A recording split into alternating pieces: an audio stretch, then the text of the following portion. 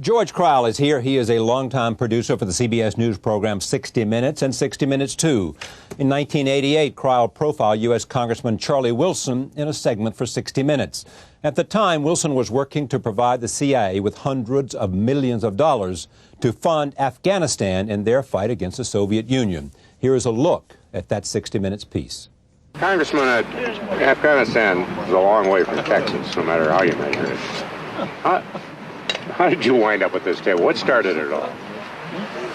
Harry, it was, it started when I read on the telex machines that the Soviets were taking casualties in Kabul with stones and knives. And the more I looked at it, the more I realized that they, by God, were going to fight. We didn't make the decision for them to fight. But after they made the decision to fight to the end, no matter what they had, then I said we just simply can't allow people this brave and this deserving to sell their lives cheaply. This is before you met any of them? It's before I met them. And after I met them, then I thought, you know, these people could win this war. Later, while on a trip with Wilson throughout the Middle East, Crile began to realize the highly unusual nature of the CIA's Afghan war. George tells this story in a new book called Charlie Wilson's War. I am pleased to welcome my colleague George Crile back to this table. Welcome. Thank you. This is a great story. Subtitled Extraordinary Story of the Largest Covert Operation in History. You know a bit about this region. How did you first meet Charlie Wilson? Well, I met him when I had read in the New York Times that the Afghan war had become the largest CIA operation in history, and there were no votes against it. No one was complaining, but it was just a tiny mention in a throwaway story. And I had spent a lot of my reporting time covering the CIA, where everybody always opposes a CIA covert operation, and I thought it was like a news story. So just that fact, and I pulled off a commission from Don Hewitt at 60 Minutes and wandered out to Afghanistan. You can't cover a covert war, really. They're all hiding. Yeah. But they have this component, this AID kind of almost extension of the CIA program, humanitarian aid program, and I wanted to cover that as a way into this other one. And in my attempts to try to get somebody to open the door for me, I stumbled into Charlie Wilson's office and ran into a person who kind of looked like a buffoon. I didn't take him seriously. Someone has said that you could come out of this story and paint him either as a hero or as a buffoon. It had those possibilities. There's no way that this story ever could have, this whole experience could have happened had it not been for this brilliant cover that Charlie Wilson had, in which he looked like a buffoon. He never went to the front, to the jihad, without a beautiful woman by his side, a good Christian girl. He went to the Muslim lands once and vowed never to go back again without a lovely girl. And that was usually a former beauty queen, his own personal belly dancers. But you know, that clip you showed there, what was interesting, and what I would only find out about a lot later, is that there were 8, that was the day after the Russians first withdrawal around the border, and the war was going, and there were, I found out later, about 8 Stinger teams, personally being there as Charlie's bodyguards. There was the IS intelligence service there, and in the hills there was Milt Bearden and the CIA station that were orchestrating the damnedest performance in which all of the weapons of the CIA had been brought out and blasted off in Charlie's honor. And I had no idea this was happening, but it was done as a kind of stealth thank you note. When did you realize his connections, how wired he was in the region? I knew that he was wildly influential as a funder of the war, and I knew that he had very good relations with the CIA, and they liked him. But the idea that he had actually managed to insinuate himself, the first outsider ever to do this, into the clandestine services, into the actual inner sanctum of the CIA, which runs these clandestine operations. I just never thought that was possible or that it had happened. And it only after doing this story on this trip through the Middle East with him, where he brought along this guy who had retired, who was his co-conspirator. Amazing character. A legend, not a legend, but certainly somebody that everybody at the CIA knew. They probably knew, and you either liked him a lot or really didn't like him a lot. Because he was had a big, giant chip on his shoulders. He was oversized in his capacities. Yeah. He was brilliant. A Greek American. But he was the ethnic kid who felt odd man out. He had his nose to the glass, looking in.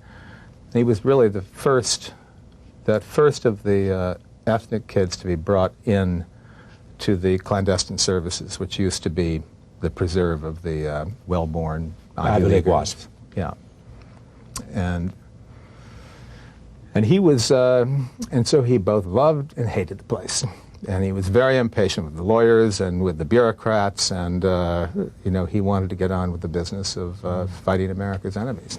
Tell me exactly what Wilson did and how he was able to do it with his colleagues in the CIA.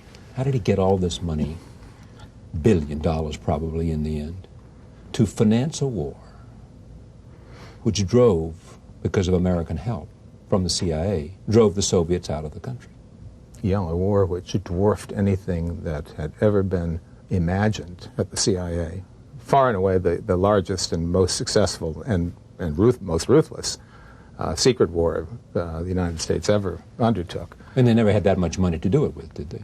Never. Anything. No one would dream of it. Among other things, they didn't want to be provocative. The whole idea of the CIA was to operate at that point, was to operate on the fringes and to deliver lethal blows. But first of all, it's not supposed to have been possible.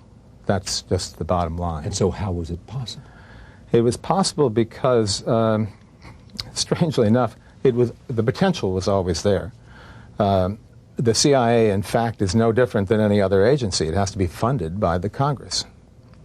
If you have to be funded by the Congress, and it ends up by going to the Appropriations Committee and then to the Subcommittee on Defense, where there are 11 or 12 people sitting there deciding how much you get and how much you don't, as we all know, covering that world, it's possible to get a defense contract, to have your whole district be almost weighted down by weaponry that's being made in your factories. You can have tremendous influence on regulations on everything, but nobody in the Cold War ever thought that it was appropriate or patriotic to cross the line and demand to have influence over the CIA. This was the president's preserve. And how did Wilson do it? He did it by being bold to the point of reckless, and by being completely underestimated at every turn as to his power and skill and consequences. Underestimated because he was a flamboyant character. There's a tall, good-looking guy who dated beauty queens, who was frequently partying, who had been arrested for all kinds of motor vehicle. You were in Washington at that time. He was famous. Yeah. He was operating in what he called the longest midlife crisis in history. He started his own bar. He had Jim Wright, the future speaker, ride white horses down Pennsylvania Avenue with him to go open this thing. Mayor Barry was his great, consorting partner. But what he was also... That was one side. The other side was a guy who could manipulate the Congress to get the money, and a guy who had the connections with President Zia of Pakistan. But it started with Israel. He acquired his power by becoming, as a freshman congressman, an absolute champion of the state of Israel, even though he was not Jewish. No Jews, so far as anybody can tell. In his district. In his district. But he just had this thing about any underdogs that were scrapping and willing to die for what they believed in. So he really was helped a lot by the Jewish members of Congress, and was actually a member of the Jewish caucus. And he acquired a very keen understanding of how power works in Washington through the Appropriations Committee, in large measure through his work as a champion of the State of Israel. And then down the road, once he discovered Afghanistan, he put all of that to work, and he was just as bold as the Israelis are when it came to championing a cause that he thought was at the core of his John Kennedy call to arms. You know, he was part of that. Yeah. But his mission was to do something in Afghanistan, and to be and to help his friend Zia. Well, Zia came second. You know, his mission in Afghanistan all grew mystically. He was a man who was like Popeye. If you remember when the damsel in distress suddenly transforms him, and he eats spinach and becomes just unnaturally powerful and skillful. And Charlie Wilson, whenever he confronted an underdog, like the Israelis and then like the Afghans and many others, he somehow transformed himself and learned how to use power boldly. Tell me how you paint him. I mean, here's a guy who pushed, who a lot of people would say, I have some problems with his ethics or his morality or any one of a number of things. You come at him in what way?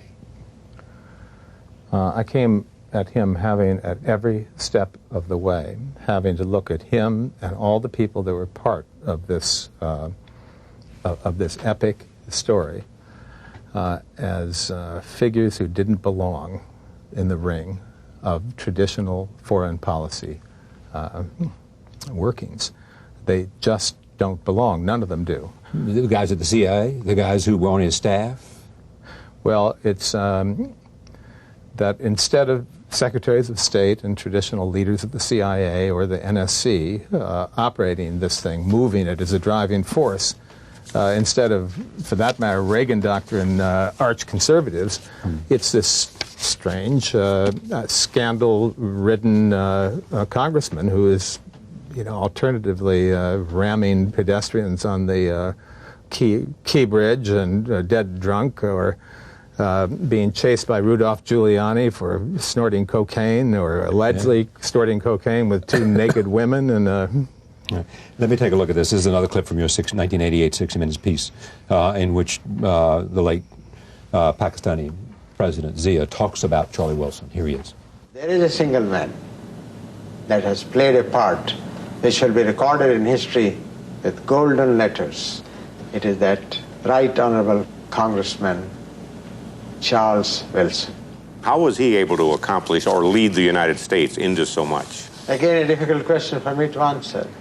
But all I can say is Charlie did it. Why did most people are critical of the United States for abandoning Afghanistan after the Soviets were thrown out? Money still came. That's the first criticism. The second criticism is because of what Charlie Wilson did in arming the Afghans and their Mujahideen colleagues, it led to the conflict in Afghanistan, that led to the Taliban, that led to providing a haven for Osama bin Laden. It did, and one of the strangest things I think about this story that I chronicled is that after 9/11, you would think that it would be relevant to know that your government had very recently armed and supported and trained 150,000 Muslim fundamentalists that they came to call techno-holy warriors. So well trained that they had this range of weapons, sophisticated training, that maybe upwards of 500,000 had arms given by the CIA. These are fundamentalist Muslims, militant Muslims, who were our allies in this war against the Soviets, and including training in urban guerrilla tactics, terrorism, how to make pipe bombs, car bombs, how to move camel bombs, the whole business of what you do to break the will of a superpower, which they ended up doing. And so, you know, the first thing you have to confront when you think about this is why, you know, it's astonishing.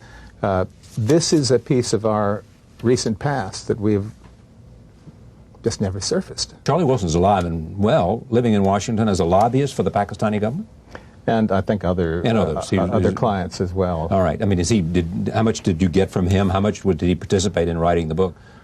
I mean by that, how often would he sit for interviews and well, you know, Charlie was always dependent when for a while he